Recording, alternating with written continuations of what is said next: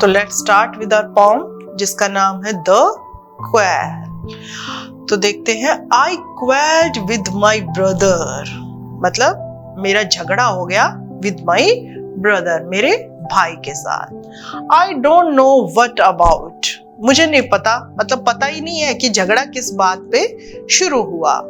One thing led to another, one thing led to another मतलब एक बात से दूसरी बात पर। पहले जैसे किसी बात पे बहस हुई, फिर वो आगे दूसरी बात से, इस तरीके से एक बात के बाद दूसरी बात जुड़ती चली गई और जो झगड़ा है वो क्या है, बढ़ता चला गया।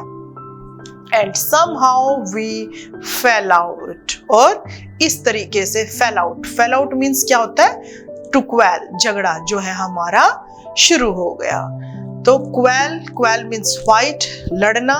one thing led to another यानी कि one thing is known for certain to cause another thing, मतलब जैसे किसी एक बात पे बहस हुई, फॉर एग्जाम्पल कि हम पढ़ रहे हैं, मम्मी उसने मेरी बुक जो है बुक को इधर रख दिया, तो क्यों रख दिया, बुक पे बात शुरू हुई, फिर उसके बाद इसने मम्मी मेरे को यहाँ ऐसे मार दिया, फिर मम्मी इसने ये नहीं किया। तो इस तरीके से एक बात के बाद दूसरी बात जुड़ती चली गई।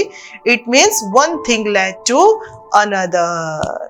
तो उसका मीनिंग होता है एक बात दूसरी बात से जुड़ती चली गई, यानी झगड़ा जो है बढ़ता गया। Fell out means to quarrel, लड़ना। तो ये इस तरीके से जो है हमारी पोम शुरू हुई कि I quarrelled with my brother, मेरे भाई से झगड़ा होगा। I don't know what about, किस वजह से, one thing led to another, एक बात दूसरी बात से जुड़ती चली गई। And somehow we fell out, और इस तरह से हमारा जो झगड़ा जो है शुरू हो गया।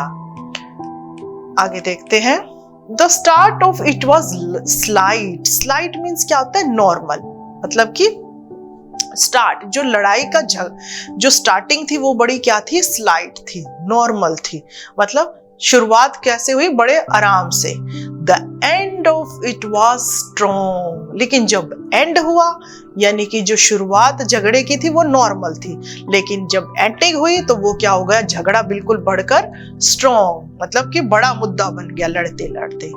He said he was right, और उसने क्या कहा कि वो ठीक है।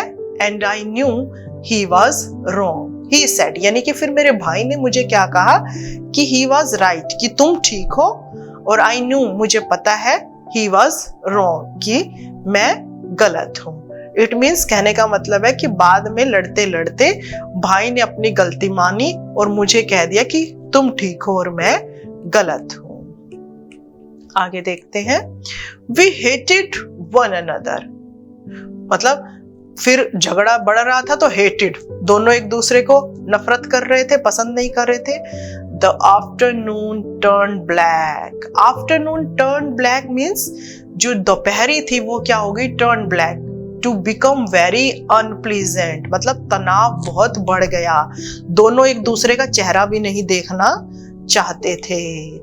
Then suddenly my brother thumbed me on the back, thumbed me मतलब पैटेड, मतलब कि जैसे थपकी देना होता है ना, दैट इज थम्ब्ड। तो सडनली अचानक से मेरा भाई आता है और थम्ब्ड मी ऑन द बैक, उसने मेरी बैक पे जो है थम्ब्ड दिया, मुझे की थपकी दी, और उसने क्या कहा, and said O come along, come along मतलब मेरे साथ आओ, to accompany, we can not go on all night, मतलब we can not go on all night, सारी रात तो ये नहीं चल सकता, कि मतलब अब रात भी ऐसे ही जाएगी, हम दोनों झगड़े रहेंगे।